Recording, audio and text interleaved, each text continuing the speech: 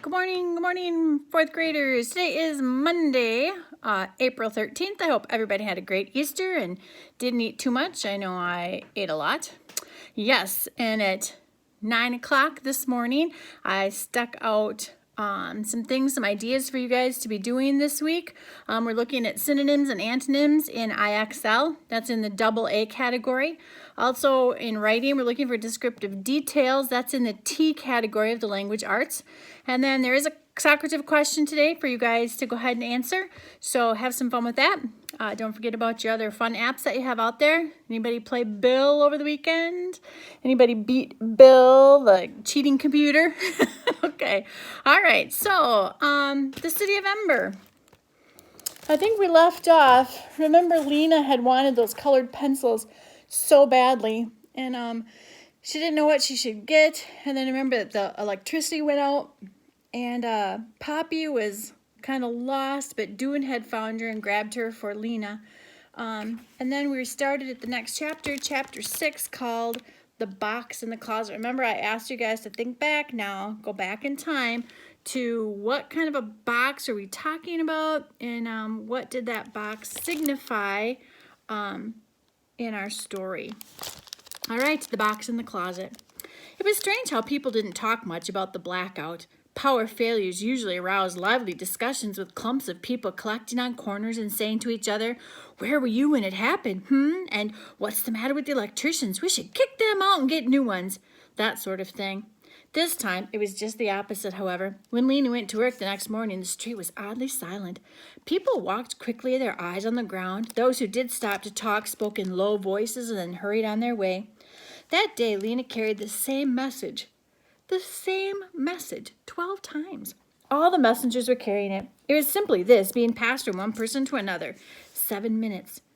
The power failure had taken twice as long as any had ever before.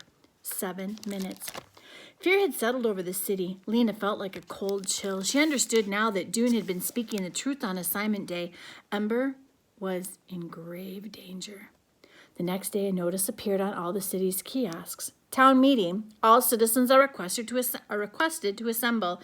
Harkin Square, 6 p.m. tomorrow, to receive important information. Mayor Lamander Cole. What kind of important information? Lena wondered. Good news?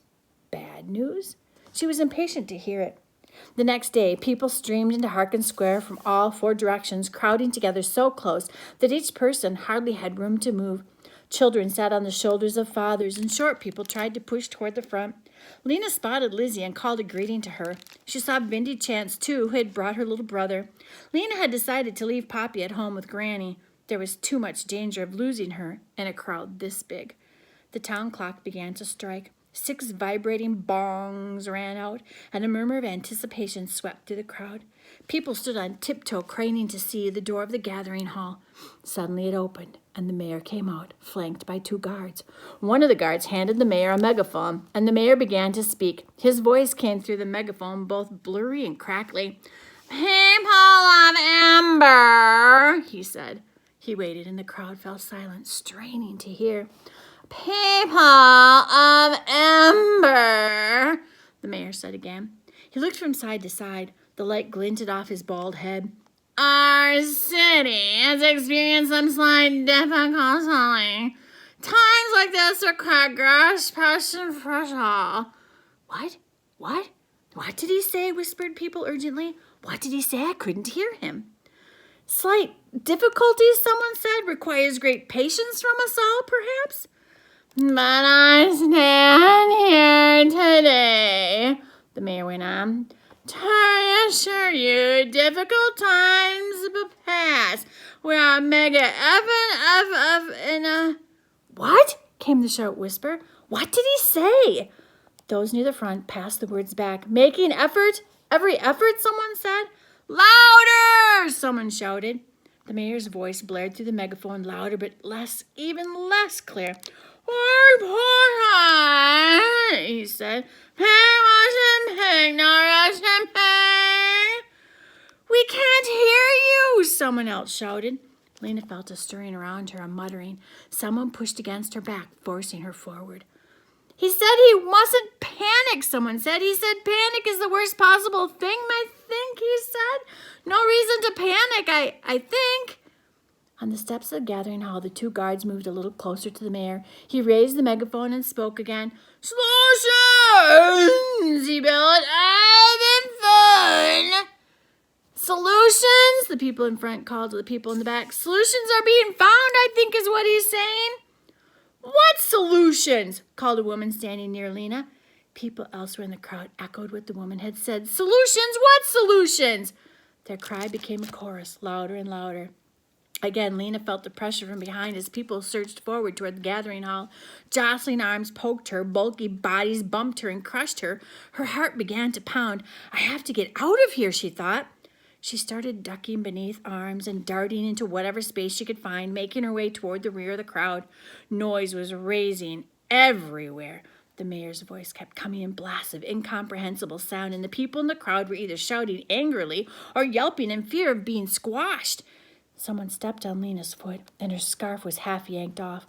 For a few seconds, she was afraid she was going to be trampled on, but at the last minute, the struggle to free, she ran up onto the steps of the school.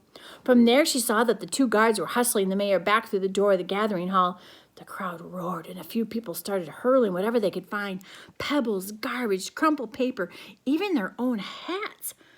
At the other side of the square, June and his father battled their way down Gilly Street.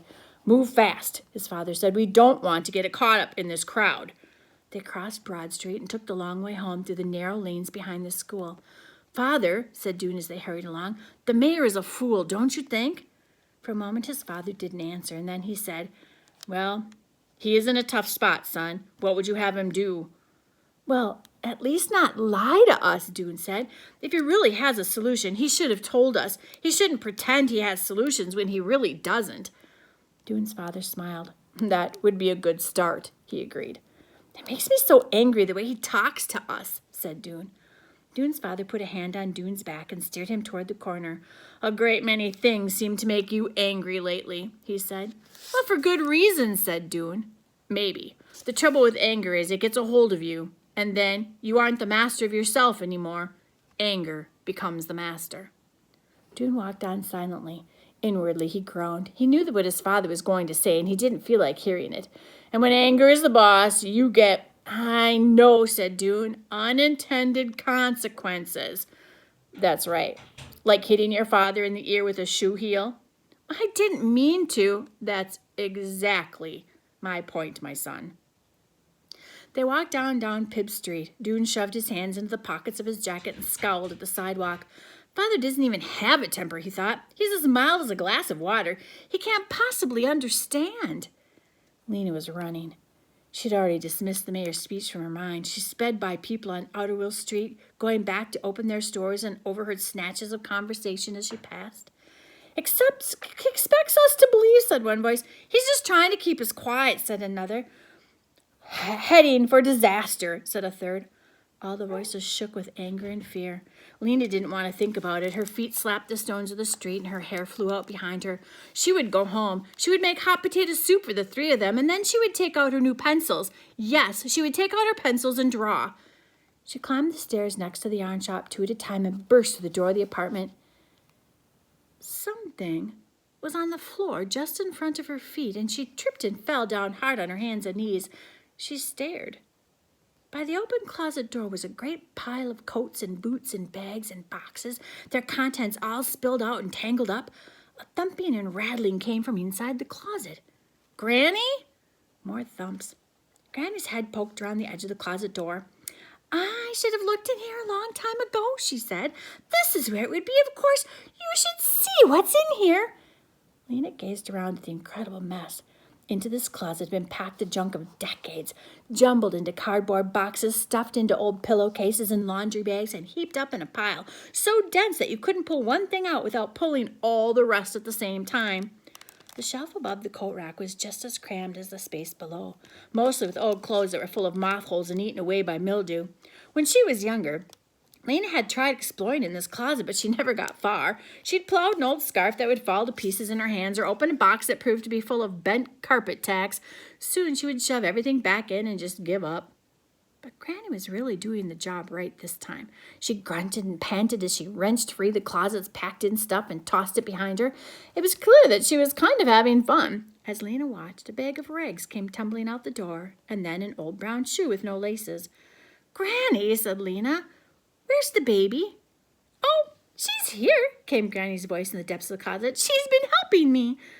Lena got up from the floor and looked around, and soon she spotted Poppy. She was sitting behind the couch in the midst of the clutter. In front of her was a small box made of something dark and shiny. It had a hinged lid, and the lid was open, hanging backward. "Poppy," said Lena, "let me see that." She stooped down. There was some sort of mechanism on the edge of the lid, a kind of lock, Lena thought. The box was beautifully made, but it had been damaged. There were dents and scratches in its hard, smooth surface, and it looked as if it had been a container for something valuable. But the box was empty now. Lena picked it up and felt around in it to be sure, and there was nothing inside. "Was there something in this box, Poppy? Did you find something in here?" Poppy chortled happily. She was chewing on something, some crumpled paper. She had paper in her hands, too, and was tearing it to pieces.